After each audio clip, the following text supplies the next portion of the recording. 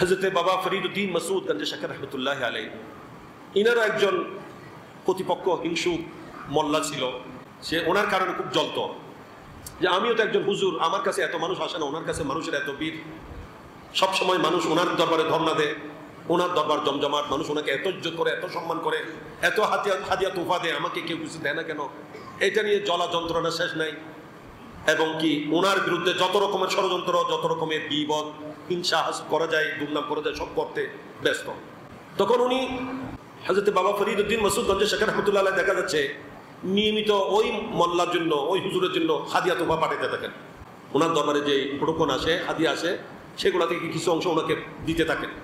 একদিন ওনার স্ত্রী বলল যে আপনি কেমন মানুষ, সারাদিন ওনার বদনামি করেন আর উনি আপনাকে নিয়মিত হাদিয়া দেয়, খানা পিনা পাঠাইতে থাকে, এগুলা খেতেও থাকেন, আবার ওনার বন্যায়ও করতে থাকেন, বদনাম করতে থাকেন, কোন ধরনের মানুষ আপনি?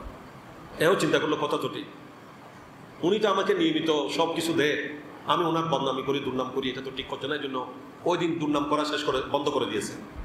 দেখা গেল সেই দিন কিন্তু আর বাবা ফরিদউদ্দিন মাসউদ গঞ্জ শাকর রহমতুল্লাহ আলাইহি আর কিছু হাদিয়া পাঠাইলেন না। তখন পেরেশান হয়ে গেল, বলো যে এটা কোন ধরনের কথা হলো? এটা বুঝতে না পেরে ওনার দরবারে হাজির হয়ে গেছে যে হুজুর ঘটনা কি, আমি এতদিন পর্যন্ত আপনার বদনামি করতেছিলাম, আপনাকে হিংসা করছিলাম, আপনার বিরুদ্ধে বিভিন্ন রকমের ষড়যন্ত্র করছিলাম, সমালোচনা করতাম, আপনি আমার জন্য নিয়মিত হাদিয়া তোফা দিতেন। এখন তো আজকে আপনার আমার বউ যখন মানা করছে আমি বন্ধ করে দিয়েছি, এখন আপনি দেখা যাচ্ছে আজকে আর কিছু পাঠাইলেন না। বলে যে এতদিন তো তুমি আমার চাকরি করেছো, এই জন্য বেতন দিয়েছি, আজকে আমি জানি তুমি আমার কোনো চাকরি করো নাই, ডিউটি পালন করো নাই, সেই জন্য তোমাকে বেতন দিই নাই। সুবহানাল্লাহ। কিরকম? বলে যে যেহেতু আমি দেখতে পেতাম আল্লাহ তাআলা আমাদেরকে সাহেবে কাশফ বানিয়েছেন, সে অন্তর্দৃষ্টি আমাদেরকে দিয়েছেন, আমি দেখতাম তুমি যত আমার দুর্নাম করতে, আমার বিরুদ্ধাচরণ করতে, আমাকে হিংসা করতে, তোমার নেকি তো জলে ছাই হয়ে যাচ্ছে, এবং তোমার এই কারণে আমার গুনাহগুলো ক্ষমা হয়ে যেত, আমার যত সগীরা গুনাহ আছে এগুলো ক্ষমা হয়ে যেত।